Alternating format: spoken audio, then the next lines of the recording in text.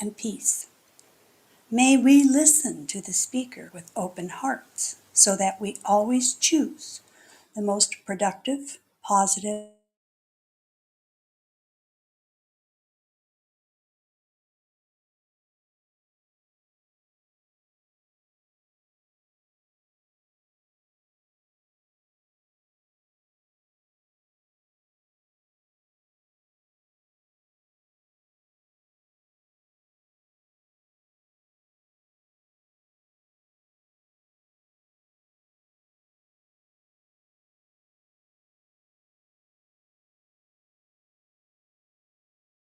internet trouble this morning, it seems. Is it on the right one?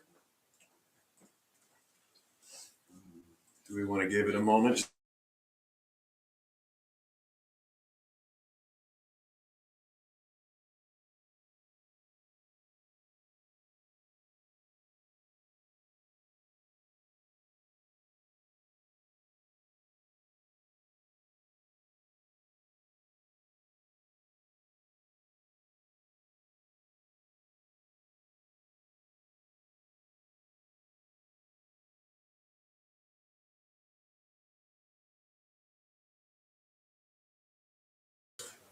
How cute. It looks like we're still alive, so we'll go with it. Okay. Okay, well, we're having a little bit of technical difficulty. For those of you on Facebook and YouTube joining us, thank you for sticking around. And for those of you in your seats, thanks for not leaving. All right, thank you, thank you, thank you. It's so good to be here. So this morning's song was really about listening to the voice of God. In the song, it was the voice of Jesus, higher self connection, right? And it's really about filtering through all the noise on the outside and tuning in to that divine voice. And that's what today's talk is about. So I'm so super glad to be here. I'm so super glad that you are here watching with us online. I try to start each day as well as I can. And so a part of that habit is that every morning I wake up at 4:44 every single morning, and I spend a little bit of time visiting the faces of my loved ones, the smiles, the things, the accomplishments of the day before, the day that's to come, and I generally drift back off to sleep until about 5 when I wake up and actually start my day. But that's really just a bang up way to start my day, is in that space of love and gratitude. And often in that space of kind of the in between dreaming and awake, I hear a voice that I engage with. I speak with it and it speaks back to me. And this voice is my voice. It's my true voice. I like to think it's my higher voice. And it comes in calm and steady truth. And it speaks back to me in a way that I can hear in my heart and in my mind. And by comparison, on a day to day, there are other voices that we hear inside our heads. We can call it the mind or our thoughts or imagination, our ego, perhaps, whatever you like. And these voices often will feel authoritative and sure. And often they arise from conditioned patterns of thinking, just the way that we've done things for so long. And when those patterns repeat, of course, they harden into a comfort zone that might sometimes keep us from our own light and from flourishing in our own lives.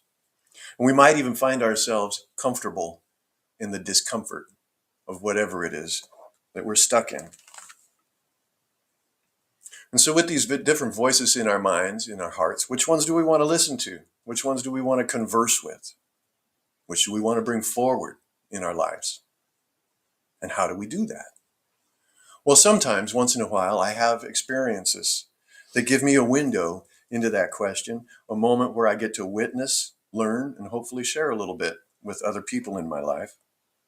And sometimes those are big aha moments, and sometimes they are a peek into my own shadow a little bit. The other morning, I was driving to work in traffic. Whoa! Know where this is going, right? Peeking into shadows and driving into traffic. The commute, though, is a familiar place for me. I've been a commuter for a very long time. It's a place where I tend to be at ease. And I'm alert on the road, of course, but relaxed enough to drift off into quiet conversations with my higher self, or, just find myself in the quiet wisdom of prayerful reflection on my way to work. And whatever it is that we call that, a lot of us know that space, right? It's where the body knows what to do, and our mind is free to play in that space between. And so there I am, just flowing along in the center lane of traffic in my spiritual sweet spot, when a driver cuts across from the right. Scared the hell out of me, honestly. Oh, excuse me. Went right in front of me, cut into the left lane real fast. Now, of course, I immediately had a bunch of choice words for that guy running around in my mind, and I'm driving the hot rod that day, so I want to drop a gear and teach that guy a lesson, right? I want to let him know, don't you know who I am? You just cut off, right? Well, here I am, a minister, an associate minister, a person on a spiritual path, and I like to think of myself kind of as being above that sort of behavior. But here I found myself taking another look at another one of my triggers from a different angle, right? And it wasn't just that I said those words, actually. More importantly, those words happened inside my mind, and that's what really got me thinking. If I'd said them out loud, all right, maybe I'm just blowing off a little bit of steam in traffic, might be a little rude, maybe a little funny, but it happened in my mind. And I had to stop and think about that for a second, because it wasn't truth. It was judgment. And it was sharp and fast, automatic. And yeah, thinking about it, he did scare the hell out of me. He startled me. But if I was paying a little bit more attention, in a way, I can take responsibility for that. It was my fault. And so here's where the little miracle happened, right? I wasn't fully fused with the thought. I was still in that spiritual sweet spot. I wasn't dragged into the emotion, and I wasn't swept into the storyline, right? That could have ruined my day. That would have been a great excuse to be cranky all day long. But I was in that rare in-between spot, the space where you're both living your life and witnessing it at the same time. And that moment was as if a different conversation broke loose inside my head. I could hear it, I could watch it, I could notice it, but I didn't feel a part of it. There was no shame, no hiding, just awareness. And for me, wow, that was a huge moment. And I think today, for all of us right now, this is very, very important to be aware of the way that we respond in our minds and in our hearts with everything that's happening in our world today that can trigger us and trip us up so easily. It's all on the surface. And so I was able to see how quickly that judgment rose, how justified it, but man, I felt right. God, I felt just so right about that. How familiar it was, carrying that vibration of defense and anger. And I see that rising up in a lot of my friends today. Curiosity, though, rose in me. It was like I saw a trap door pop open beneath my own thoughts for a second. And I was like, whoa, what's going on in there? Where did this come from? And I got the answer real quick. Oh, Jerry, that is conditioned response. That's training. It's a reflex. It's not wisdom. It's just old wiring. And I could feel what it wanted to do. It wanted to pull me away. It wanted to make me feel righteous, get a little puffy, do some comparison. Well, I'm better than that person in some way. It wanted to pull me back into dissonance, really, is what it wanted to do. And that's what old conditioning does. It pulls us away from peace and back toward the familiar tension that our ego stepped in and built up its walls around to begin with. And so I asked in that moment, does this serve me? Are these words really bringing me any closer to peace or to God or to my higher self? And the answer came pretty quick. It was not the loud voice that answered. It was the quiet one. It was the voice that I know is truth, the one that I speak to in the mornings. We could just simply call it wisdom. And that voice said to me, no, this anger does not serve you at all. You're safe and you're not in danger. You're centered and at peace. You are in me, you are of me, and whole. Let it go. And right there in about 6 seconds, it took about 6 seconds. And I think there's some some meat on some bones for a talk around the 6-second rule. It's like picking up food after 5 seconds, right? Ooh, I guess. Right. But right there, in that moment, in my little freeway temper tantrum, I softened. And not because the other driver changed and made it okay, not because I justified his behavior like, oh, he's probably in a really big hurry, something important. And not because I made myself wrong about being so judgy. I just chose a different tack in that moment for my mind. Because in that moment I remembered, we are not our automatic reactions. Oh, as much as we want to be, we're the awareness, we're the witness that sees him. The ego shouts, right? It jumps out in front. It wants to think and know what to do. But truth whispers because its nature is enough. So here's the truth to me. The loud voice is almost never the wise one. Almost never. The loud voice is reactive, where the gentle voice responds. The loud voice protects the ego, where the gentle voice, I feel, protects our soul. And the loud voice is quick to judge, and the gentle voice is quiet and slow. And so, in today's environment, how do we hear that whisper beneath all the noise? Well, fast forward a few days from my little experience on the freeway. Now we're back to about Tuesday of this recent week, and I'm on the phone with my 10-year-old grandson, Andy. And I asked him, I said, son, when you're in a tough moment, how do you know which voice to listen to? Do you listen to one that's a little bit fearful and wants to keep you out of issues, or do you listen to the one that wants to tell the truth? And you know what he said? He said, well, Poppy, he calls me Poppy. I love that. He says, I just let it flow, you know? He goes, I'm not even thinking about it, what I'm saying right now, you know? I'm just feeling it in my body. And I said, wow, son, that's great. That's a heart-to-heart conversation, you and I. Thank you, son. Thank you. And then I said, okay, what about the question? And he said, well, the voice we should listen to is nicer. And it makes you feel better. From the voice of a 10-year-old kid, right? And then he shared a moment with me when he confessed having some wrongdoings to his mom. And even though he knew he might get in more trouble, he told her because his heart told him to do it anyway, because it was right, out of the mouth of a 10-year-old kid, right? The voice is nicer and it makes you feel better. Such wisdom. Because not every right decision is the easy one. But in my experience, every right decision has made me feel better every single time in my life. And so let's explore a simple practice. One that we can do anytime, whether it's on the freeway or in the grocery store line, whether we're crafting an email, doesn't matter. Wherever life and its frustration invites us into awareness. And I like to point out just 4 simple steps. And the first one is to notice. And this is the most important, I think. As soon as you become aware of a judgment or an emotional eruption or something along those lines, something you're working on or want to change, just simply say inwardly, I'm noticing. Not I feel badly about this, not I shouldn't have thought that, not I shouldn't go there, but just I'm noticing. That's it, simply. Awareness is the gateway. This step alone loosens the grip of old conditioning. And we're no longer inside the emotion at that point. We're witnessing it. It's the beginning of liberation. And then we just take 3 easy, slow breaths. We always say breathe. It always brings us back.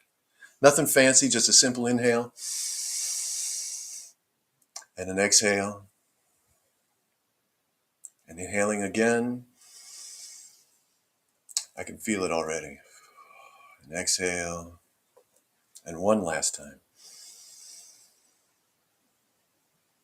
Oh, I feel it landing in me now, like the nerves of being up here a little bit and the excitement are settling. And that invites our nervous system back into the party, just settles it down, brings it back into center. And whether you call it returning to sacred center, right, in the spiritual frame, or shifting from the limbic reaction back to conscious response, it's the same doorway.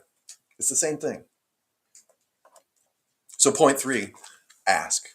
Just ask yourself the simple question. Is this bringing me closer to God? Is this bringing me closer to my higher self, to my inner truth? Don't force an answer. Don't even attempt an answer, actually. Just ask. The gentle voice doesn't stand for superiority. It doesn't argue. It doesn't need to be right. It arrives like clarity, and it feels like expansion. And sometimes it sounds like you're safe, or this isn't even about you. Sometimes it says, let go, or just breathe.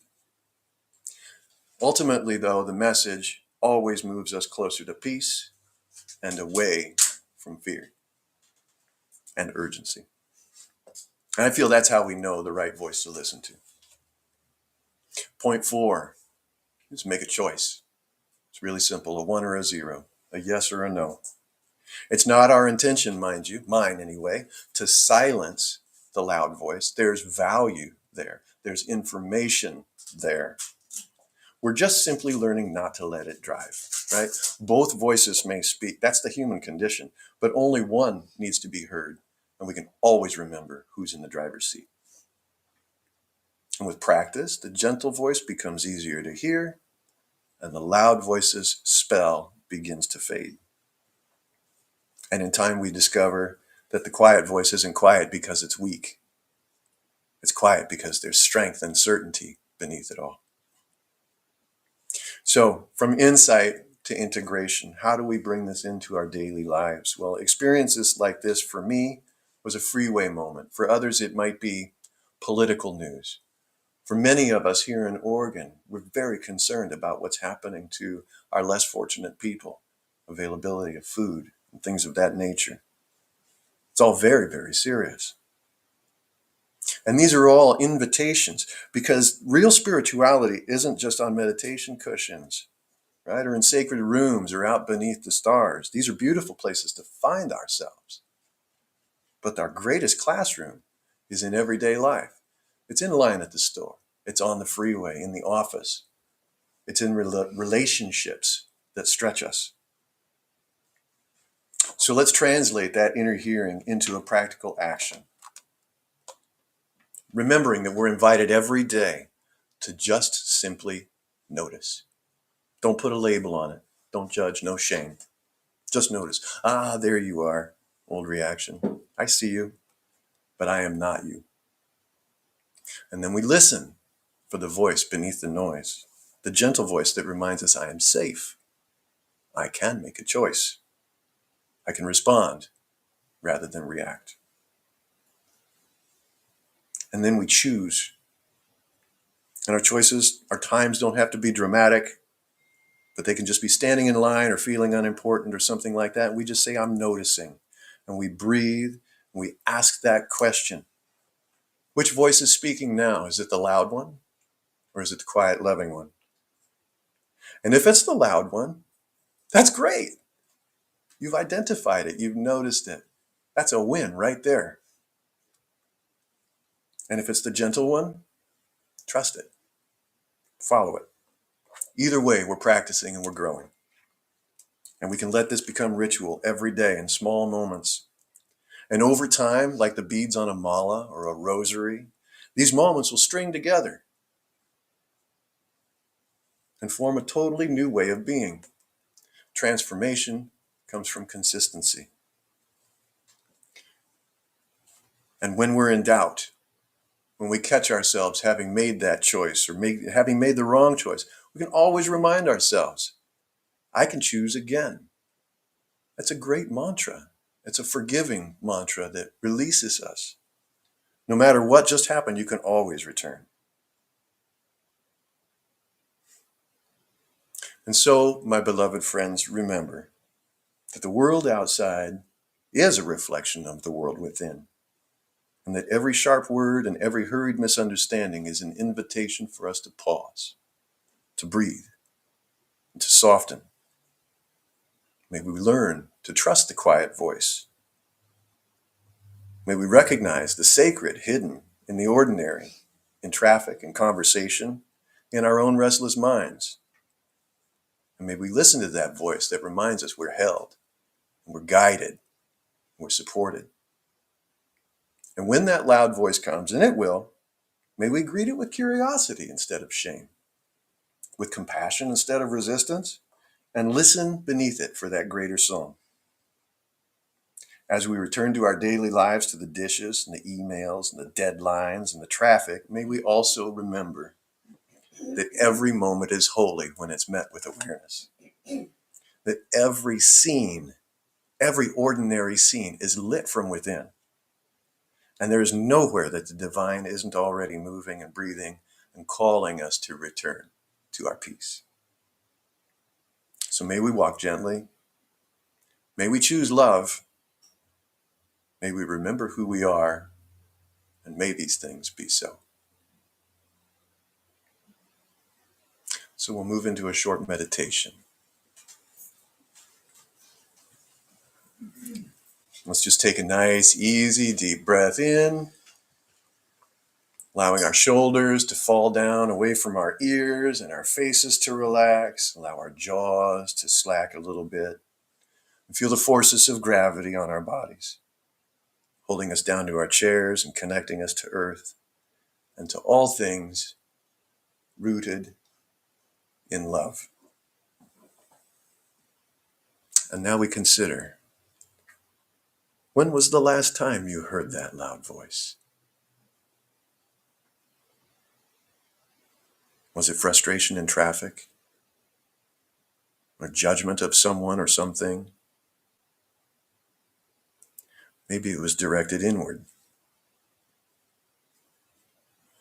And now we ask, what was that voice protecting? Was it our pride or our safety? An old wound?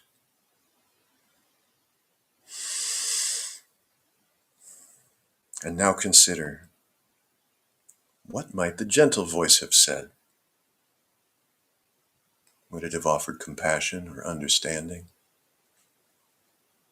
A different perspective? Or perhaps a loving angle? And finally, how might I invite that gentle voice in more often? One breath at a time. One moment at a time.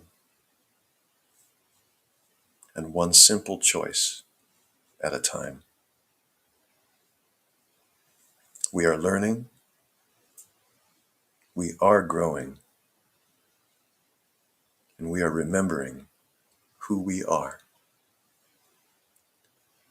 We are the gentle voice. We are love.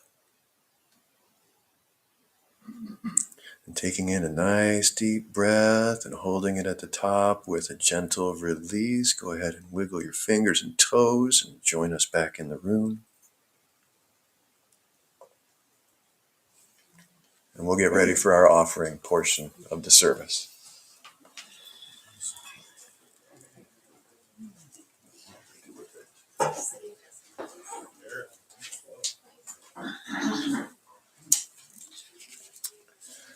And so as we prepare our offerings for the home center, let's hold it in our hands and charge it up with the energy of alignment, generosity, and sacred intention. We know that we're a part of the greater circulation of good and that our gifts will multiply for the highest healing, growth, and service to each of us in our community. As the basket is coming around, please fill it with your blessings. And we thank you for your generosity and for continuing to support our good works. And so it is. Lynn, Reverend Lynn. Thank you.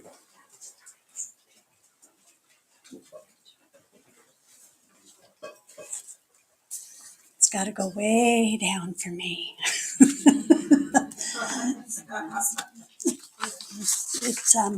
That was a wonderful talk, Jerry. Thank you. Thank you. I have a little inspirational story this morning, and it is from Standing Bear Network, which is an Indigenous online network. And we are allowed to use them, share them, and teach from them. That's what they're put there for at no charge. So this is one of the children's stories, and I really like children's stories. So anyway, this is called, this is the story of Little Star and the 7 sacred teachings. Long, long ago, Little Star came to Earth, very shy and very quiet. The animals gathered, and they gathered to share the 7 teachings so that Little Star, his light would shine very, very bright. The beaver said, "Use your gifts, just like I use my teeth and paws. This is called wisdom." The eagle soared above and said, "Lift others the way my wings lift me. This is love without conditions." The buffalo spoke, "Next is respect. Respect means walking gently, honoring all life, the water, the land, the people, and yourself." The bear came and stood strong, because to live with courage and bravery is to face your fears. Do not hide your light. The gentle giant, who I believe was Sasquatch, said to walk straight, believe who you are.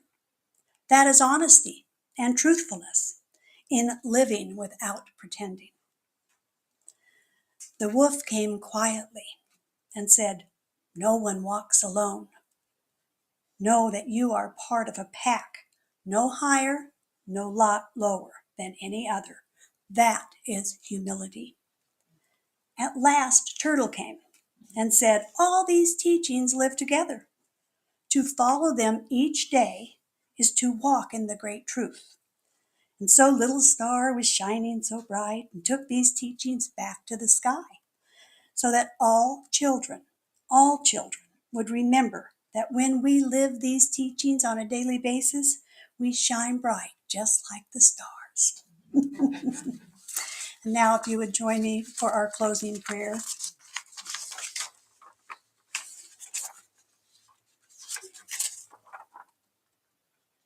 Well, goodness sakes. I lost my closing prayer. I'm just going to have to do it on my own. Spirit, we say thank you for everything that we have heard today, what we have learned, and that our hearts are open, that our minds are open. And that we can hear beautiful music from time to time. We thank you for everyone that is here today, and help us to walk peaceful on the earth. Help us to be kind and loving in our thoughts and our deeds, and to keep what we learned here today in our hearts for the continuing week, and longer if we can. Amen and peace. And to those of you at home watching us, we say thank you. Have a blessed week from our heart to yours. Have a wonderful day. Thank you.